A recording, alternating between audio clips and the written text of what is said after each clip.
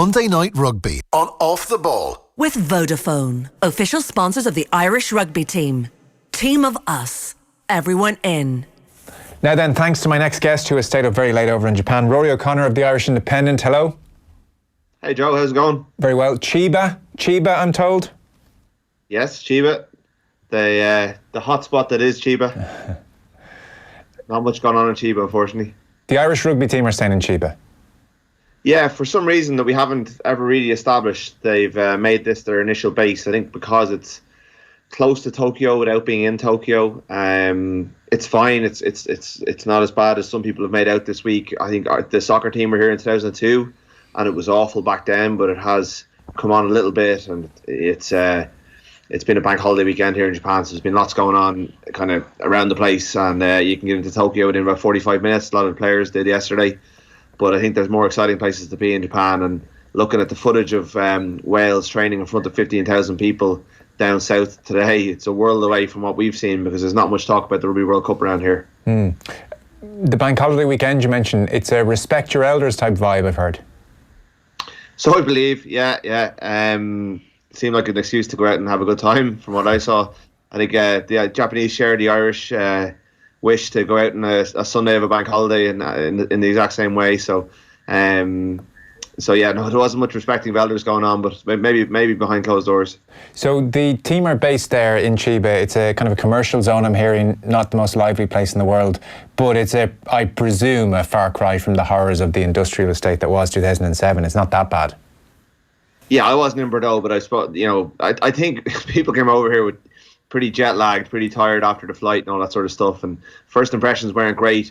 I mean, all the restaurants are on the 5th floor of shopping centres. They're kind of hidden behind grey facades.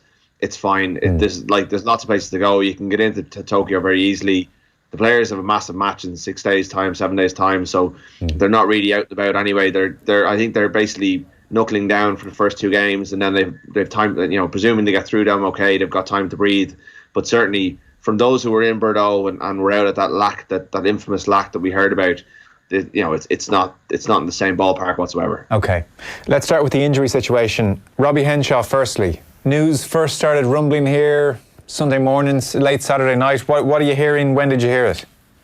Yeah, well, we've been to the same restaurant twice as a group of journalists, and both times news midway through the first couple of sups of our ramen, news has come through of a major injury in the Irish backline.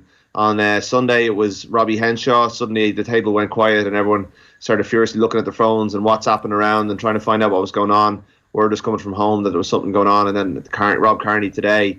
So, yeah, Sunday, word came through that he was in trouble. Monday morning, Joe Schmidt did a 9 o'clock press conference, confirmed that he had a hamstring issue. The RFU don't give personal medical data, so we're not hearing whether it's a grade 1, 2, 3 or less than that. He used the word cramp, he used the word strain. Tightness. He used the word tightness and cramp. It sounds more significant than that. A hamstring would generally be around a 3-week injury.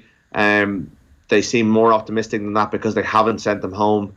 Will Addison was pulled from the Ulster game on Saturday. They were supposed to play. He was supposed to start against Glasgow in a pre-season friendly. Was put on the bench and didn't come on. And Schmidt confirmed that was his call. That he put a call into Dan McFarland and asked him to withdraw Will Addison as a precaution, just in case he was needed to fly over. He hasn't, as far as I know. He's still in Belfast. Checked that out a couple of hours ago, because tonight over here and this afternoon in Ireland, the news has emerged that Rob Kearney suffered a calf injury in training today. So Ireland, who are already have a massive doubt over Keith Earls, who isn't really being talked about because of the players who were, Henshaw was effectively ruled out today by Greg Feek. Rob Kearney looks highly unlikely to play against Scotland at the weekend, and couldn't miss more than that. And Keith Earls has played 50 minutes since the end of last season, has had knee tendonitis problems, came off after those 50 minutes against Wales in the final warm-up game and looked deeply uncomfortable coming off. Joe Schmidt kind of played it down as a quad / knee injury, but he hasn't trained yet in Japan. He's due to train either tomorrow or Friday. Tomorrow would put him in the frame. Friday would, I think, be too late. Which means they've got six fit backs for 6 available positions in the matchday 23 against Scotland on Sunday. Right. It's pointless speculating, really, but it is remarkable that you have two muscular injuries like that fresh off a flight. You know, it's the end of, 9-10 weeks of pre-season. It's a long flight. You wonder what they were doing in training. I'm sure they're scratching their heads a little bit and wondering how they've got themselves into the position that they're in. That said, we don't know. Maybe there was an underlying issue which has just reacted as well. But so, if we take it that they're both out, the Henshaw situation looks a bit simpler to solve. Gary Ringrose comes in, that's pretty much that done, or is there talk of Farrell? I think the other big storyline that probably is getting missed because of the injury situation is the fact that there's a massive rainstorm coming to Yokohama where they're playing Scotland on Sunday, which I think that, Joe Schmidt referenced yesterday, Greg Feek referenced it today, will affect selection and will basically play into their minds. And like Rob Kearney will be a massive part of that plan because he's the most secure under the high ball. He, I think, look, weather leads to kicking, it leads to big collisions.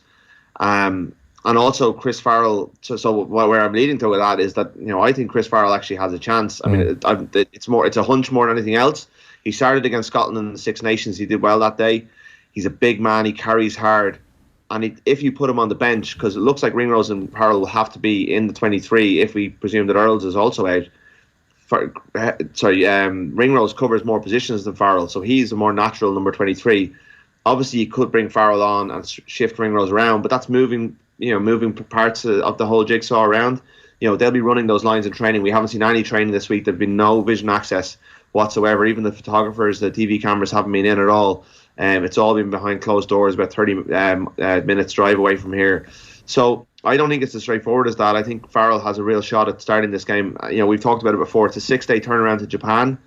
I think he'll rotate in a number of positions. I think the centre was one of those that he could have done it anyway. So he might look at putting Farrell in there for the physical exchanges against Scotland, then alternate Ringrose in to kind of for the more creativity against Japan on Friday week. But that remains to be seen. That's just my hunch as it stands.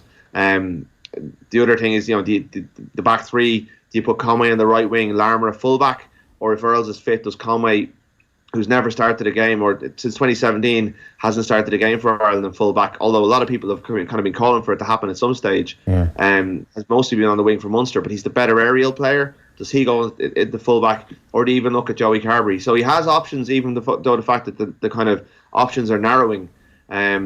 But it's there's a couple of interesting selection goals. It would look like a bit of a fait accompli apart from the back row coming over. It's now turning into a very interesting week when it comes to team selection for Joe Schmidt. Tease out those options in the back three for a moment on the assumption that Keith Earls is fit. So is it a straight shootout between Conway and Larmour for full back? Yeah, I mean, if Earls is fit, it's him and Stockdale on the wing. So you've got three fullbacks in the squad nominally. Although interestingly, I don't know how much you can read into this. There's only Rob Kearney, Robbie Henshaw, and Andrew Conway are down as fullbacks on the RFU's website. Now that could be an administrative error, but Jordan Larmour is simply down as a winger, and Joey Carberry, I think, is just down as an out half. But we've seen Carberry play fullback and play fullback really well for Leinster. It's been a while. He has jumped in there quite frequently in the last 15-20 minutes of games for Ireland under Joe Schmidt. Kind of quietly, games that have probably already been won. He's slotted in there at times. There's also Conway went in there for the last 20 minutes against Wales after Will Addison went off in Cardiff in that win. Now, we didn't get to see much of him because Ireland were pretty much defending for that entire time. But Larmour has started 4 games in this World Cup cycle at fullback, I think, off the top of my head, 4 or 5. It hasn't always gone well for him, but he's probably nominally the second choice fullback in that hierarchy. Henshaw might have been if he was fit. So yeah, I think it is a straight shootout between Conway and Larmour. I don't think Carberry's had enough time in the jersey, plus he's just back from an ankle injury. He came back training, I think today was his first full session back.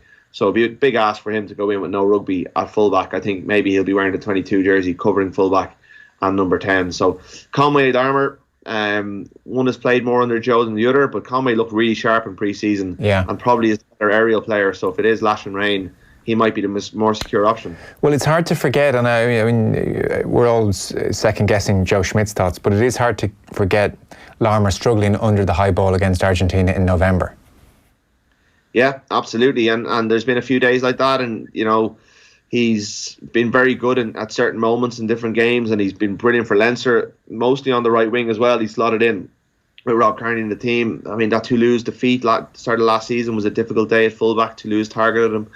And if you think that, if Scotland select Laidlaw and if they go to the boot because of the conditions, I think Schmidt, he does often err on the side of conservatism in those. He's been looking. He was the one who brought up the weather first. He's had us all checking the meteorologist reports all week.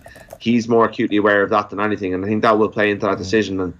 And it's a big call to put Conway in there, because even at Munster they don't necessarily play in there. Haley was has come in there after Zebo left. A lot of people assumed that Conway would go to fullback, but Haley's come in and been there, even though he hasn't been that great. Conway never really got a run there, so that's a big call, and it's a big area of concern in a game that will come down to those small moments over the course of a game between two teams. Ireland have had the upper hand over Scotland, but they're pretty evenly matched. Yeah, it's not ideal, especially in that weather, is it? I mean, the security kind of gives you in that weather, and we know there are several very good kickers in that Scottish team. I'm sure they're buoyed up by this news, and they'll be thinking, right, we can get after these. We got to test whoever's in at fullback, and then if Earls doesn't make it, it gets trickier again. So suddenly a game that we all, deep down, let's be brutally honest, have been feeling probably pretty confident about. That gap has narrowed ever so slightly, especially with the weather. Yeah, I think the fact that Ireland's first choice pack will be available is a strength, and it's something that they'll definitely lean back onto. I think they'll plan to physically outmuscle the Scots, as they've done on numerous occasions under Schmidt. I think they've always felt that although Scotland are a rising force with a very clever, highly rated coach, that they have Scotland's measure in the physical exchanges. Who would you back in a wet weather kind of strategic battle like that? Do you back Johnny Sexton or Finn Russell? You'd probably back Johnny Sexton. Conor Murray's a better player than Greg Laidlaw. Ali Price offers something very different. I wouldn't say he's better than Murray, but he's a breaking threat. But I think given the conditions, they might go towards Laidlaw. It's also 6 days out and things can change. It's very early to be forecasting the weather, but it just seems like everyone's convinced. Same for New Zealand, South Africa on Friday night. It is rainy season over here. It's been lashing all day today in Chiba. There was one time, I think Joe Schmidt's first game against Scotland, he completely invested everything into a wet weather game plan, and the sun shone in Dublin in early February, and they still went to the box kick all the time. So these things can go wrong. But if that is the case, I think it does narrow the margin between them. But it also means that it comes down to a more physical game. It means that the pass can't go that extra yard, that players will tuck in and try and carry hard. And Ireland have had the better of those exchanges. Leinster and Munster have been able to bully Glasgow and Edinburgh, in those big Champions Cup or Pro 14 ladder stages. They'll back their physicality. But Scotland will be able to go to the air with a degree of confidence. They've got very good outside backs. They've got good chasers. They've got good kickers. So there will be ways that they can get into the game, and it probably changes the way we were looking at all this, because everything we were hearing was this was going to be a dry, hard ground World Cup with a lot of tries. It looks like it's going to be a very different game on Saturday. And, or Sunday, sorry. Yeah, and just a last one on this. I know Conway started twice for Ireland at fullback in 2017. When was the last time really he would have played 2 games in a row, province or country, obviously not, at fullback? You're going back that long. Top of the head, I'm not sure. I mean, years potentially here though. Yeah, definitely years, because Zebo was pretty much week in, week out for Munster at fullback, and when he left, they signed Haley and brought him in straight away. So, and Haley was, to the best of my memory, Haley was pretty much fit all season. So, Conway's had a while now. He's a really talented footballer. He played fullback all the way through in school, and he was brilliant at it. I know schools are very different to this, and the strategies have changed, and you're getting teams leaving the fullback very exposed, doing this pendulum that covers the entire backfield in the way that Rob Kearney does so well, that we've almost, we don't see that stuff. Nearly everything we see, is in the front line. We don't know what Kearney's doing, tracking around, just putting off options for opposition out halves, and the kicking strategies have gone to such a level that you rely so much on that decision making. If he could be rusty in that regard, so that's a big challenge for him if it is him who's picked. So Larmour's probably spent more time in there in training, so that's probably a feather in his cap.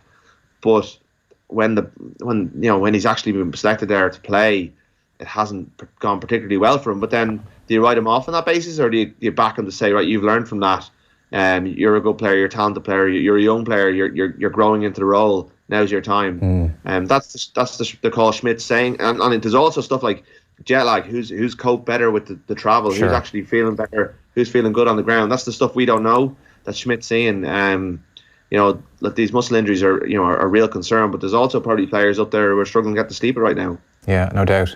From memory, Larmour played full-back at home to Toulouse at the RDS. That's just from memory. But that's a big question mark then, and that's something they'll have to figure out. I saw Greg Feek, I think, was out in front of the media most recently, and he was asked about Robbie Henshaw, medium term, short term. I think at one point he was asked, is this a grade 1, grade 2, grade 3? And what sounded like the Irish press officer intervened to say, we just don't give out that kind of information. It's hamstring. That's as far as we're going. What about Rob Kearney? Is his calf injury, do we know any more about that? Is that a potentially 3, 4, 5 week thing, or maybe just a bit more of a bump in the road?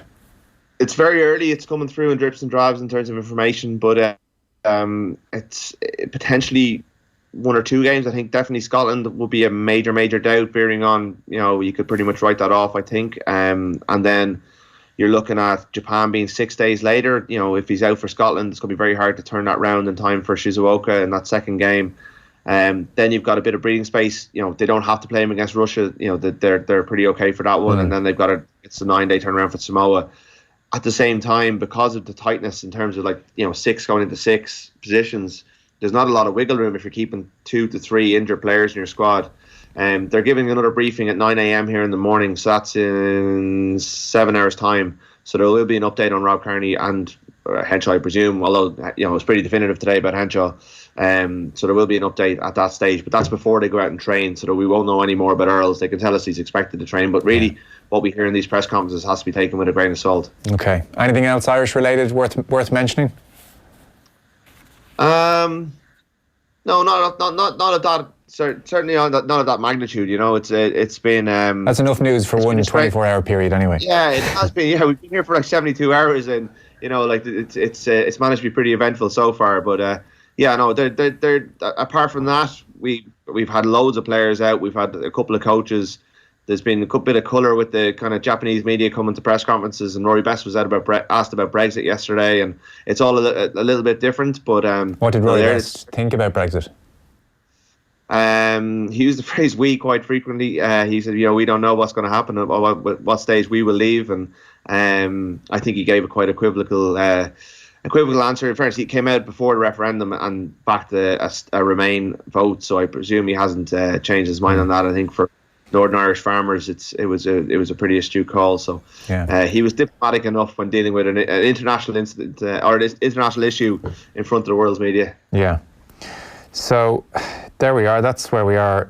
5-6 days out. The plan, Yokohama, they'll go, I presume, what?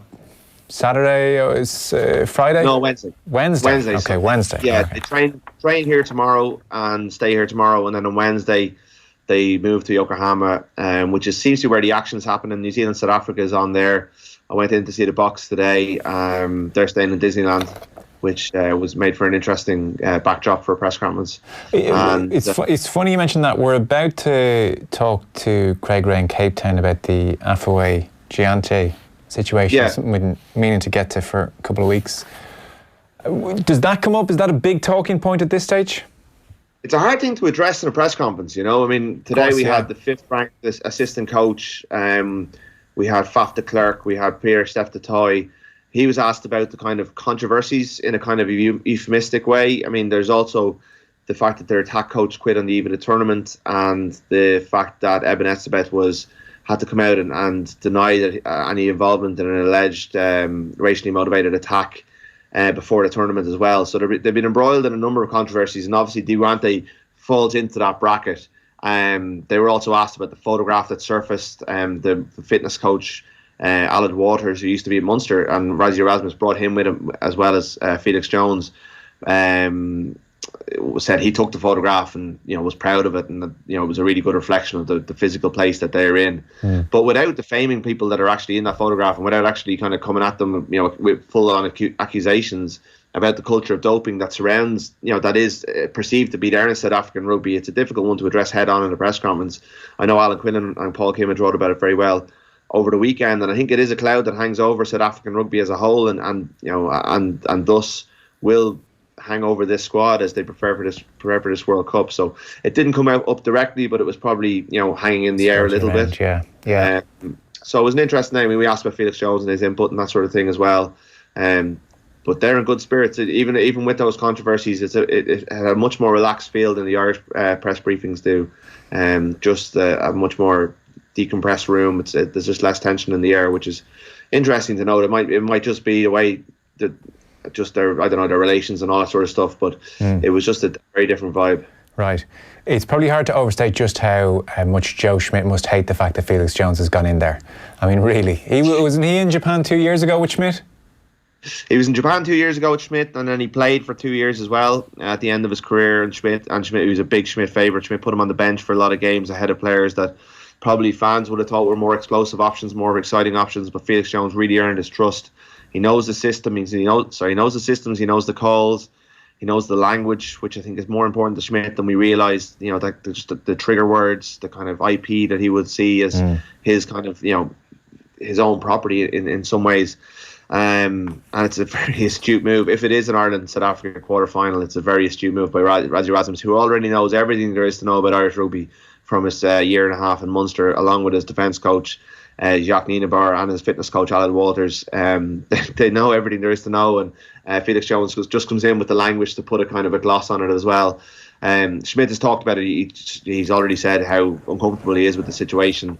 And their assistant coach, Stick, who was up today, said, you know, he's already making a big difference. He's been a bit of a game changer for us. He's supposed to be a defence consultant, but Stick, all he was talking about was how he was giving great input on their attack. Right. Peter Steph said he pulled him aside in a train and started going through individual moves with him. So he's making himself pretty comfortable pretty quickly in there.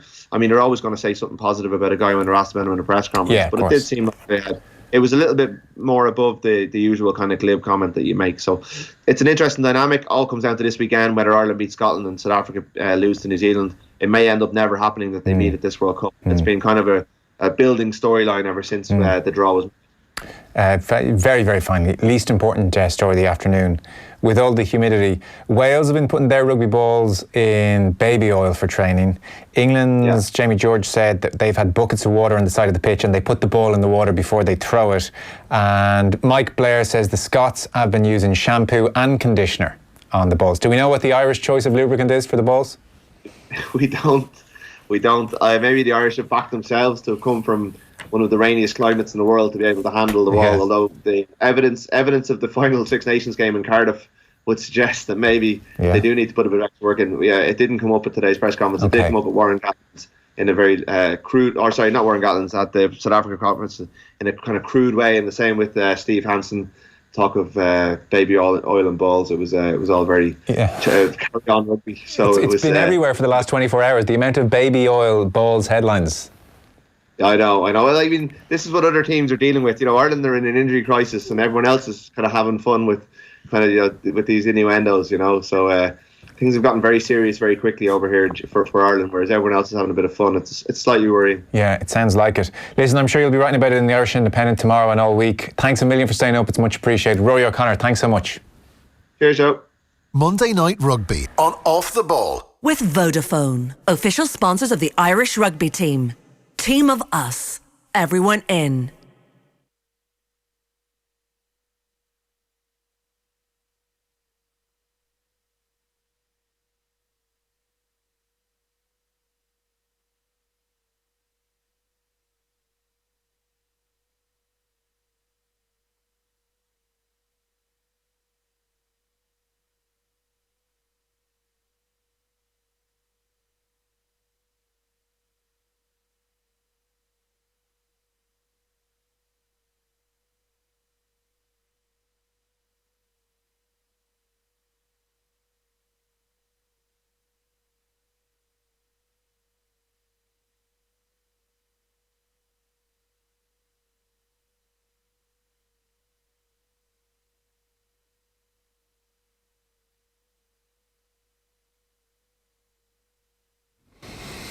Now, as referenced there in that chat with Rory, we are going to go to Craig Ray in a moment, a sports journalist over in Cape Town. It has been a bad 2 months for South African rugby when it comes to their reputation. Andre Stassen tested positive for steroids. He's based in Stade Francais, very promising 21-year-old, had a brilliant top 14 season. And then there is Afwe Gianche, supposed to be his World Cup in some respects, 25 years of age, the 2018 World Rugby Breakthrough Player of the Year. He's now facing a 4-year ban, if you haven't seen this story over the last month or so.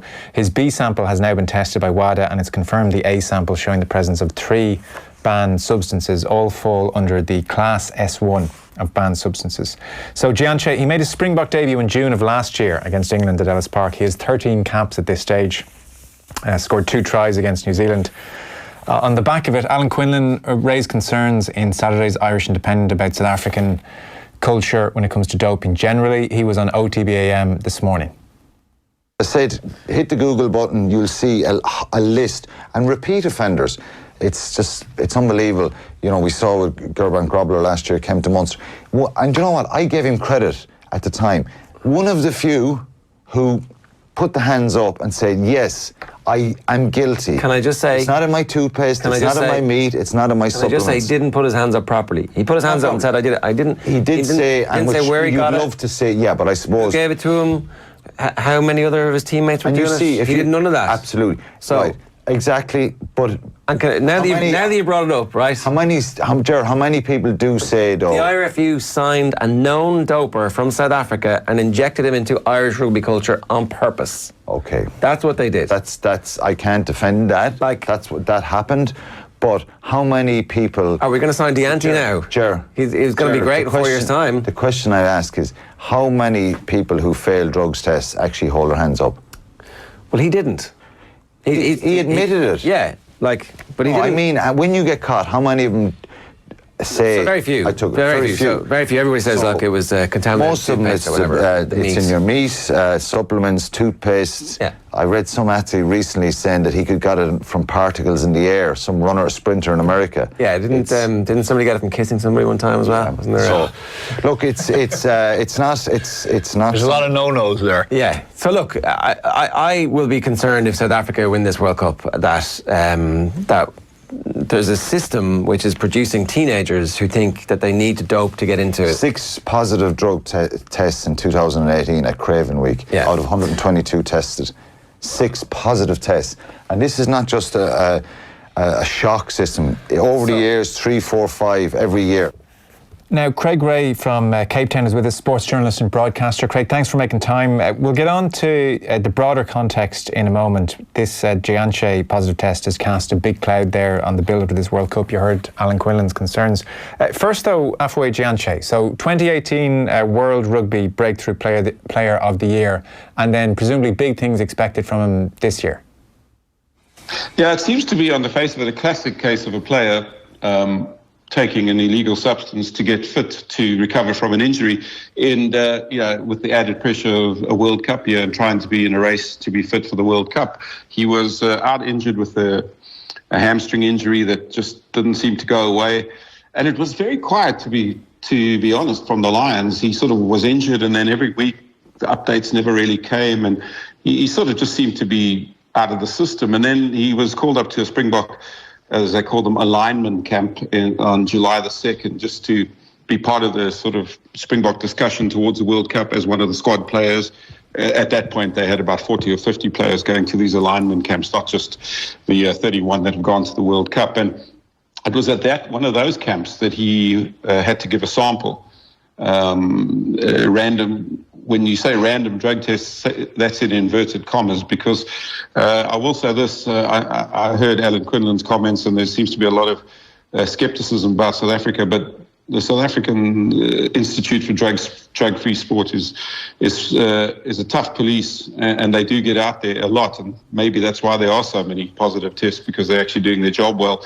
And they certainly targeted Gianti as a man coming back from a long-term injury, so I doubt it was a random test. I think they knew exactly who to look at in terms of testing, and that sample returned a positive sample for 3 different types of anabolic steroids, whose names I can't pronounce right now, but they were anabolic steroids. And he immediately sent out a release via his agent and lawyer claiming innocence. And he had the usual defense that you see in these instances. I have no idea how it got into my system. I will fight to clear my name. I've never been a drug cheat, never will, and so on. The usual statements that we often see in these kinds of cases. And he demanded, as is his right, the B sample, which is obviously taken. It's the same sample as the A sample, just to be clear, but what they use is about 70% of the volume of the sample is used for the A sample, and about 30% is used for the B sample. That B sample came back with an adverse finding as well, and that confirmed the A sample.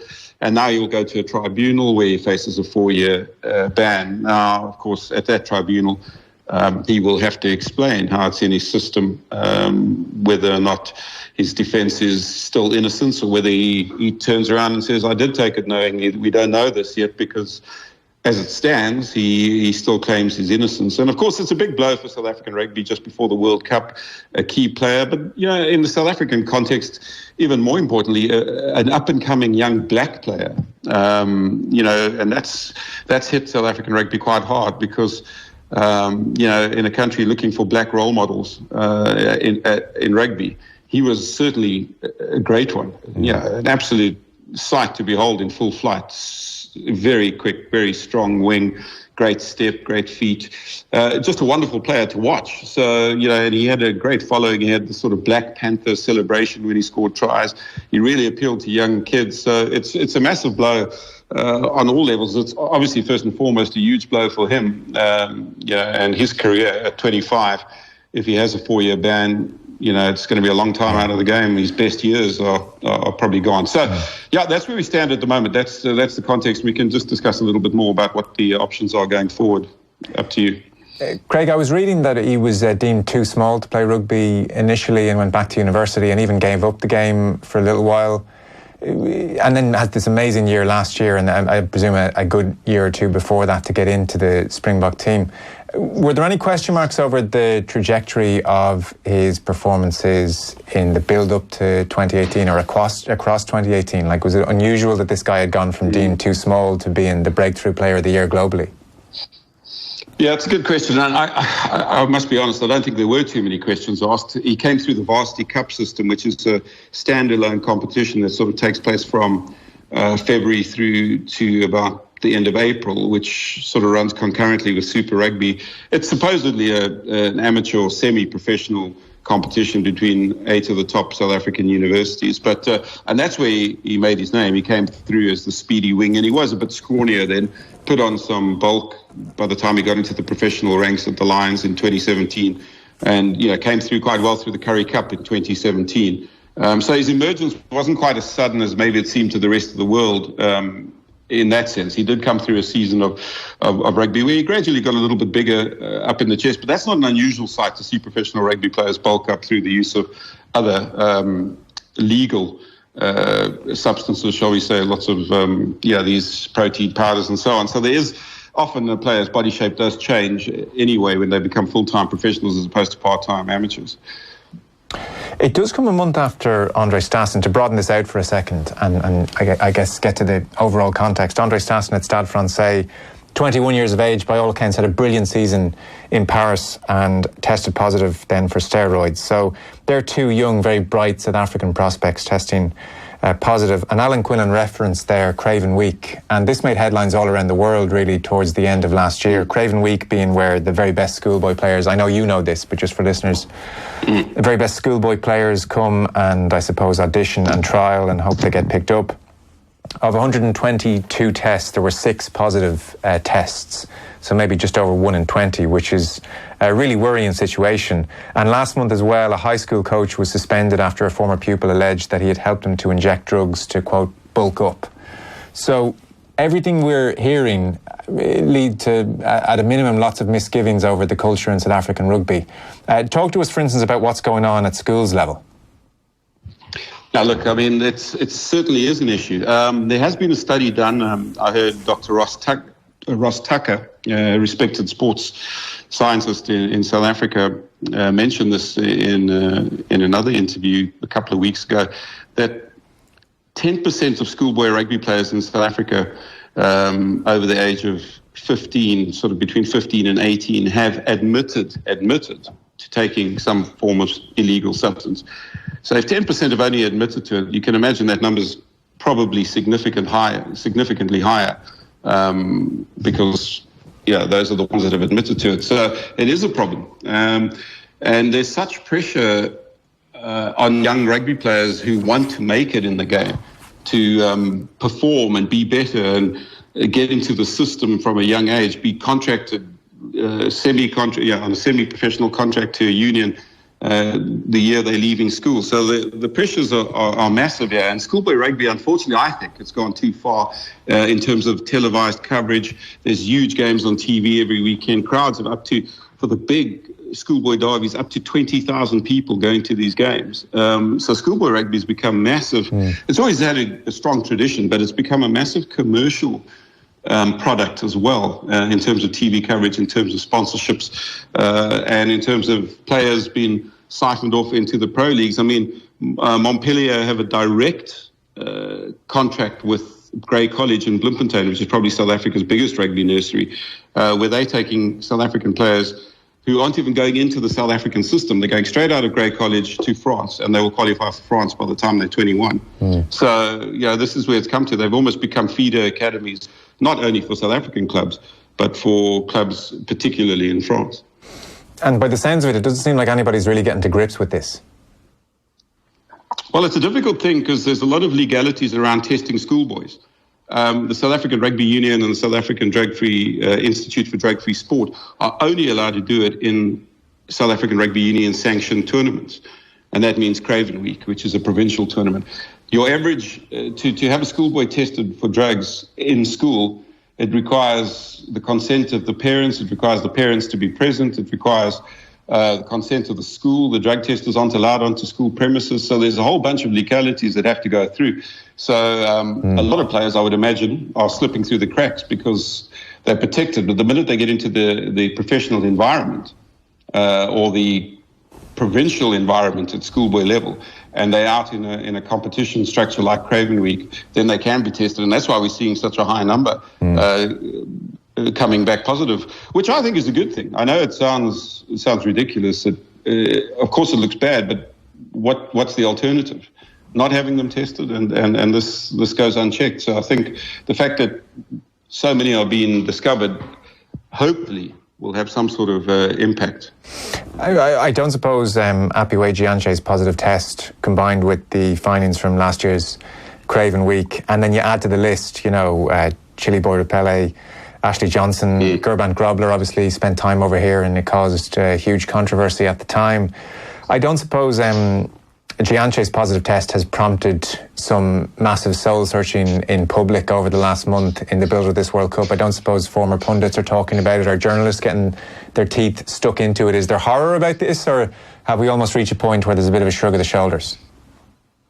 No, I think it depends which circles you move in and who you talk to. I think there's a lot of horror about it, and I think it could be a big moment. I mean, Apiwe Gianche, if he claims, as he does, that he's innocent, then it's up to him to prove how this got into his system. And in very rare cases, contaminated supplements have been known. In fact, between up to 50% or 60% of all supplements have shown traces of illegal substances in them. So it's really up to the player to be a lot more careful with supplements they use that are supposedly legal. So if that's his defense, well, that's not a defense at all because he still has it in his system. So the other alternative is he has taken these knowingly, and therefore he could have a chance to turn whistleblower and show the authorities where and how this system is working. How is he coming into contact with the drugs? How widespread is it in either his provincial union or at a national level where he's getting it?